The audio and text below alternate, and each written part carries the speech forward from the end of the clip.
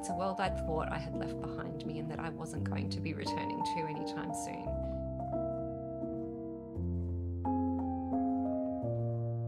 So that was the second thing that just made me think, okay, this is almost too good to be true, and I almost can't believe that this is happening.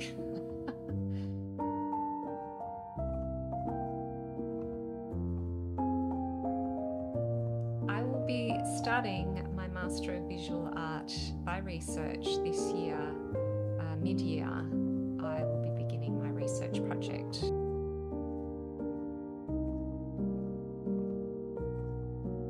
I am so extremely excited about this.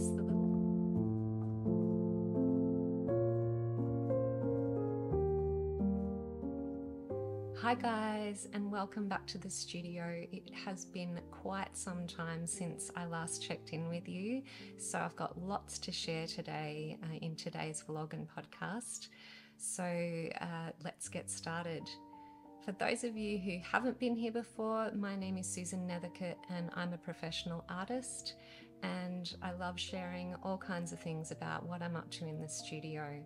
So today will be a nice old long catch up on what I've been up to and all the huge changes that are actually taking place in my life and my practice at the moment, that has been sort of gradually building up momentum over the past few months. I have been mostly working toward painting for my upcoming exhibition, which opens on the 8th of March at the Art Gallery of Ballarat. So that is my second solo exhibition, and I've been working away on that for about the last year, and it has taken a lot of my attention, and it has also really radically transformed the way that I make art. So I really wanted to talk about that today because it has changed my practice, I think, probably permanently for the future, and also the directions that I have been treading in my art business and my art practice have also been changing hugely over the past 6 months or so. So I wanted to just talk to you a bit about that and how things have been growing and changing for me. So I hope you'll come along for the ride.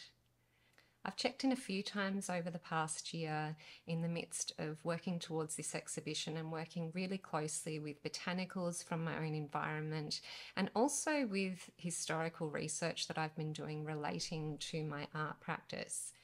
And that started off really with a visit that I did to the Art Gallery of Ballarat. The program that I am participating in as an exhibitor is the Backspace program, which is the space that they give to emerging and mid-career artists within the art gallery space to have an opportunity to exhibit in a public art gallery. And I was so excited to get one of those spots. It was pretty competitive to get one, and I got one, and also Steph, who many of you will know from the podcast, also got one of those spots, which I think she's coming up immediately after me in the next exhibition. And it was an amazing opportunity for me to be able to engage with the collection that they have at the Art Gallery of Ballarat, particularly the collection that they have of early Australian botanical artists. They have a great collection that I knew they had because I'd been to an exhibition some years ago called Capturing Flora. I think it was about 12 years ago. It opened just after we moved here to Ballarat. Absolutely gorgeous exhibition, a survey exhibition really looking at the history of botanical art in Australia from very early on until the present day.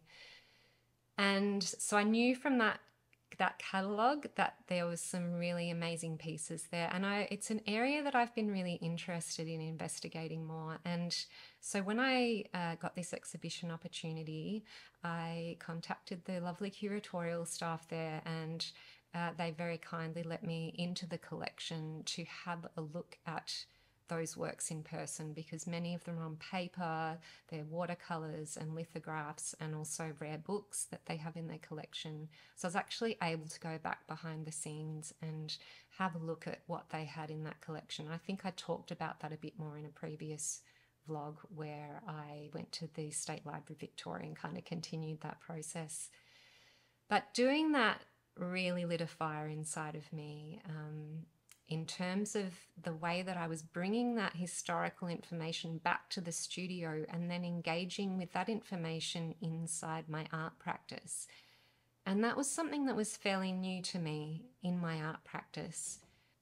I've come around to my art practice in a bit of a circuitous route, in the sense that my main career was as a fashion designer, and I really only started to paint in earnest after I had my children, just before I turned 40.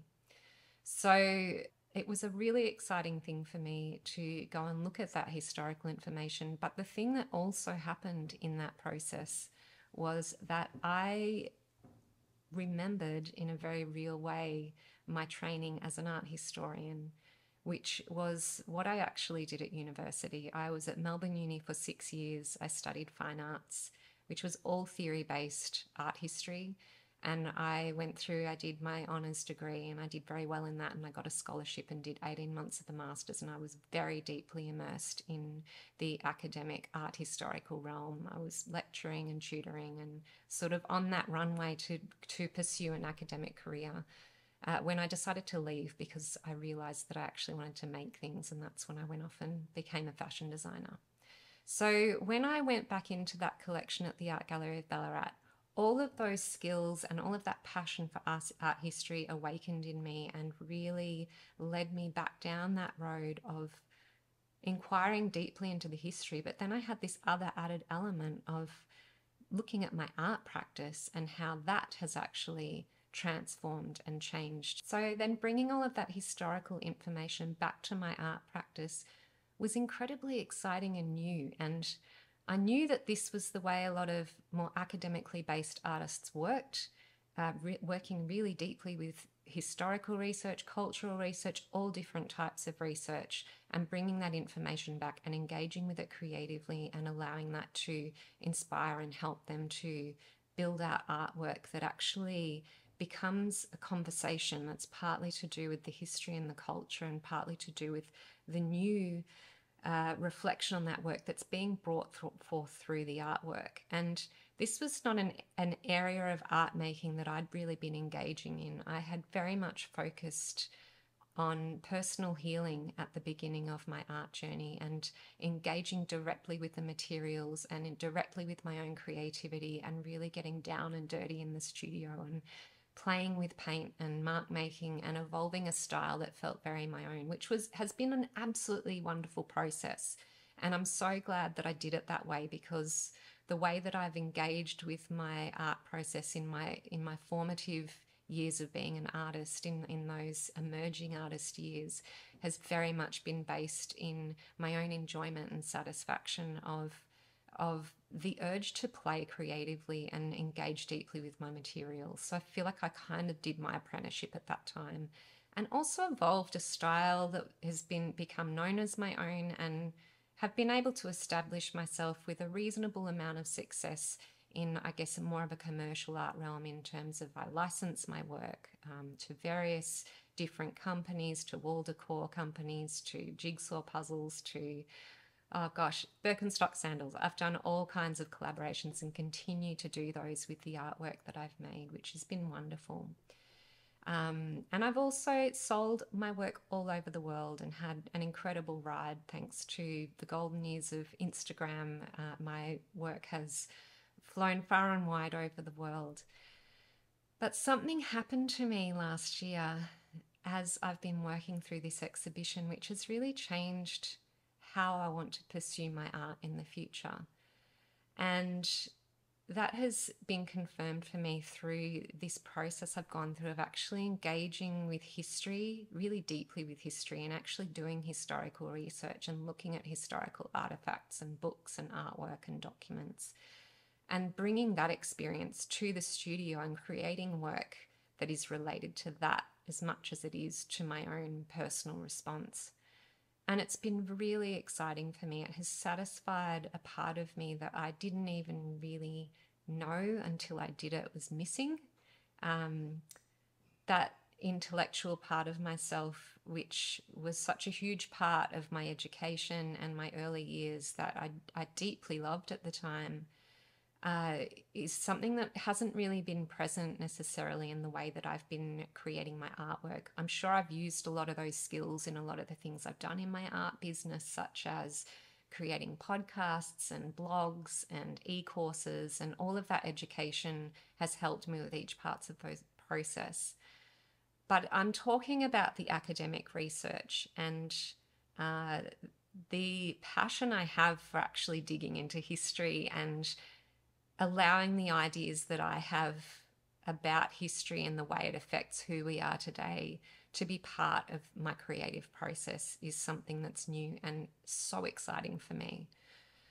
I seriously doubt that it's going to be as exciting for a lot of the people that have come to follow me over the years via social media, for example. I've created art up until now that's had a lot of popular appeal and continues to do so, and I'm not going to stop making that kind of art.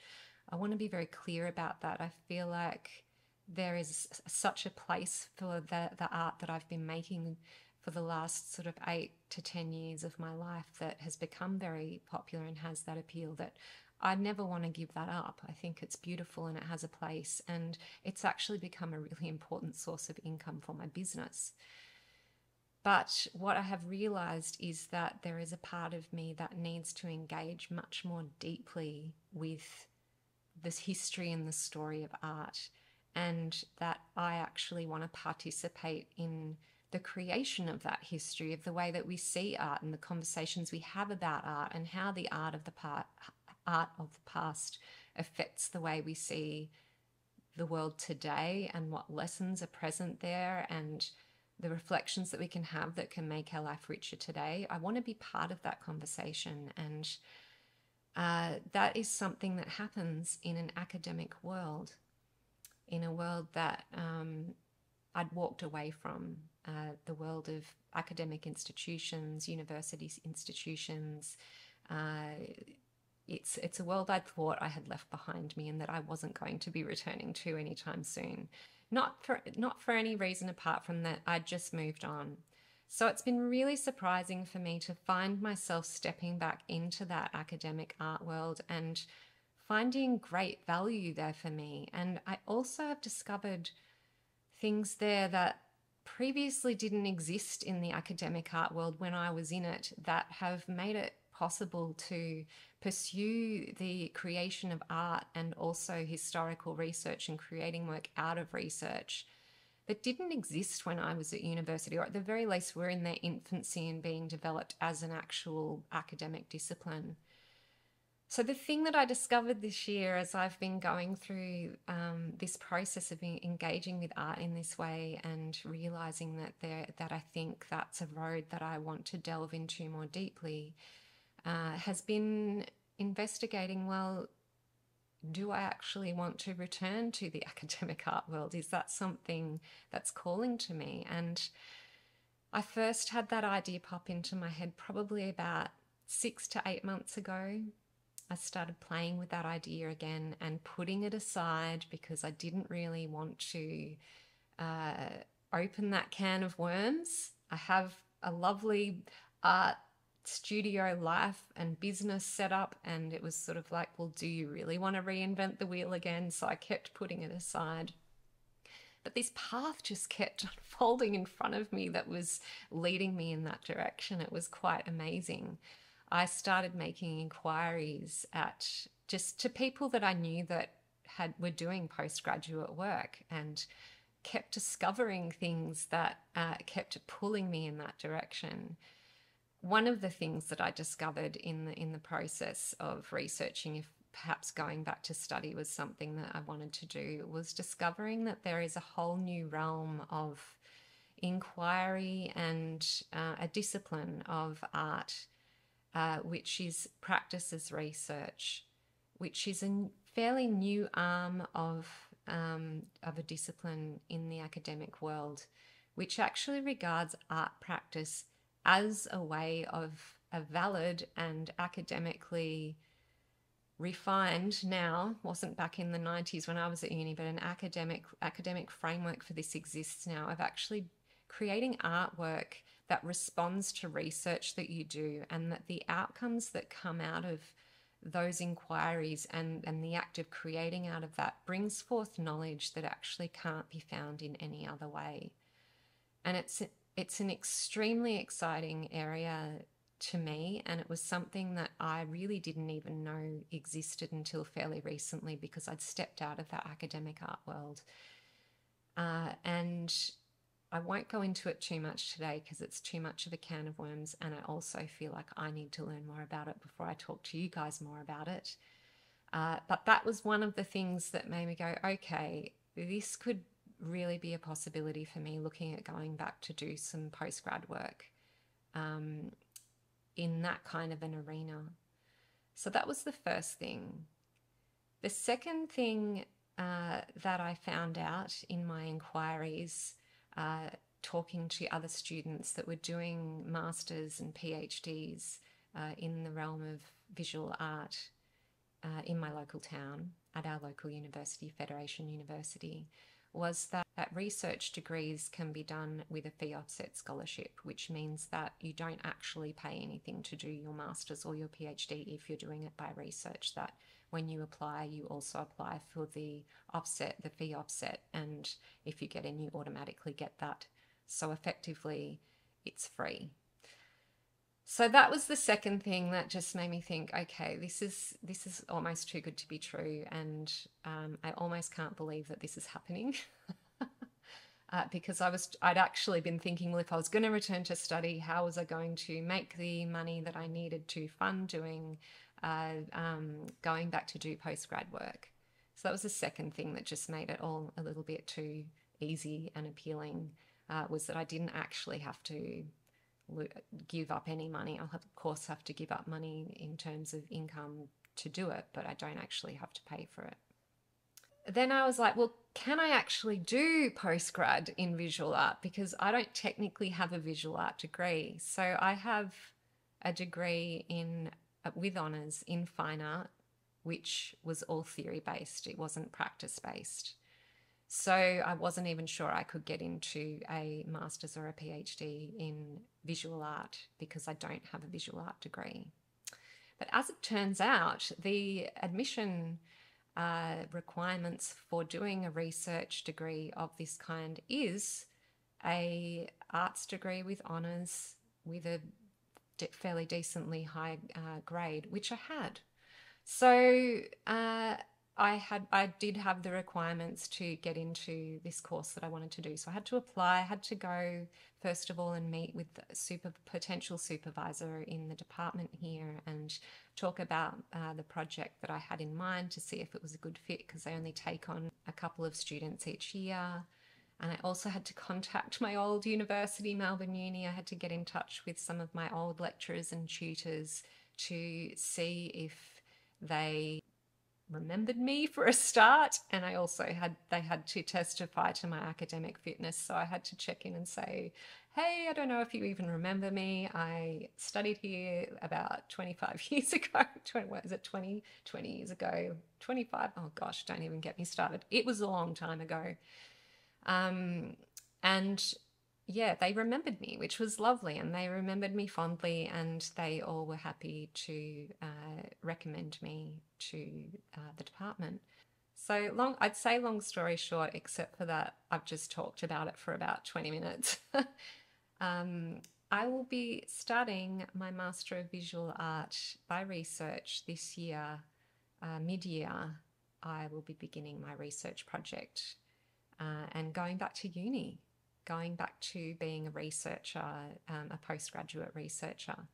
So I am so extremely excited about this. The little nerd in me, and I have a big nerd in me, actually, not a little nerd in me. I'm a very nerdy person. I've always had my head poked in a book. I'm constantly researching and reading, and I have a pretty big library, which I'll have to show you guys one day. I can't tell you how excited I am and how right this direction feels for me, because a master's by research is assessed partly by exhibitions. So I will be researching and making artwork all along the way. So it's sort of this tandem process of researching and getting data and information and looking at beautiful old historical source material in my area of interest around botanical art and the history of female painters of flowers. and then creating artwork. So it's this dance between the two, but also it's also partly assessed by what's called exegesis, which is similar to a thesis. It's a shorter document, however, it accompanies the exhibition and contains the theoretical and his research components that I've done alongside the artwork. So it's such a perfect fit for me. I'm really ready to do that research again and write again. I have never stopped making content in alongside my artwork. I've always been making podcasts or blogging or YouTube videos or e-courses. I've always made artwork and had another intellectually demanding project going on the side because I need that kind of stimulation, and I really enjoy that kind of stimulation and that kind of multi-level and multidisciplinary approach to art making. I don't want to just make art all the time. I want all those other aspects to be present. And the thing that I learned this year through working towards this exhibition and working in this way that I'm going to continue to work in as I progress into doing my postgrad just feels right and perfect, and I'm ready for it, and I'm ready to engage in that way again. So that is my really big news for the start of 2024. I won't be starting it yet, but I'm definitely sort of on that runway to starting it. And before I start, I've got some big projects on the go. As you know, I've been working towards this exhibition, which is going to be, I've only got about, well, from the time of filming this, I think it's about 6 weeks or something until the exhibition opens, but I have to have the work completed in a month. So I'm on that tail end of working toward the exhibition now, and that's going to keep me pretty busy. So I'm really looking forward to that, but so excited to see what follows up behind that and how I'm going to investigate work from this direction into the future.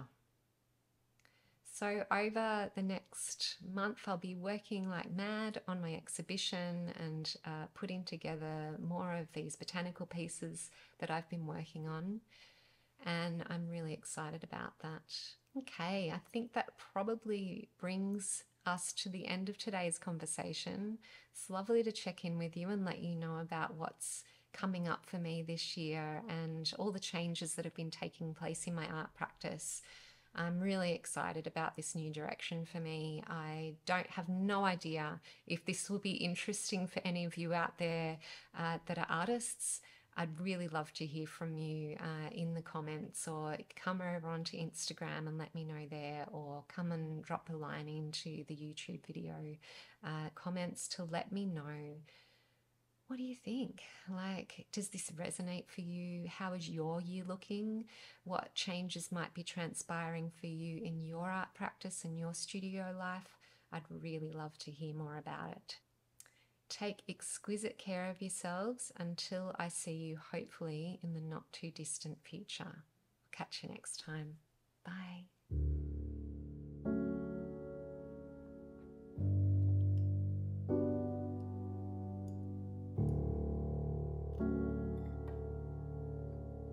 I absolutely love creating these soul-nourishing videos and podcasts for you. If you'd like to support my craft, consider purchasing a piece of my art, a print, or taking an e-course. All the links are in the description. Have an exquisitely beautiful day, friends.